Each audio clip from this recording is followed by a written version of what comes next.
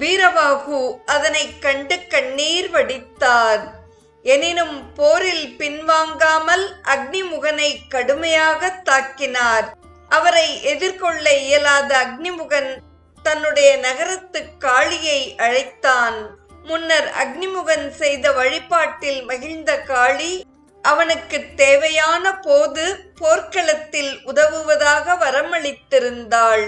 அதன்படி அக்னிமுகன் அழைத்தவுடன் காளி தேவி போர்க்களத்திற்கு வந்து பூதப்படைகளை தாக்கினாள். காளி வீரவாகு தேவருடன் கடும் போர் செய்தாள். அவள் காளி என்பதை அறிந்த வீரவாகு அவளுடைய மார்பில் ஓங்கி தாக்கினார். அதனால் உதிரம் பெருக்கெடுத்து மயங்கினாள்.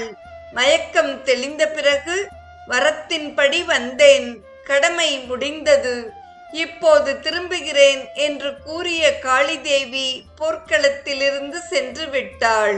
வீரவாகுவை கொன்றிட அக்னிமுகன் பிரம்மாஸ்திரத்தை எடுத்தான். வீரவாகு வீரபத்ரப்படையை விடுத்தார். அதனால் பிரம்மாஸ்திரம் அக்னிமுகனிடமே திரும்பிச் சென்று விட்டது. வீரபத்ரப்படை அக்னிமுகனை கொன்றது. தொடர்வது யமனுக்கு கடிதம் என்பது.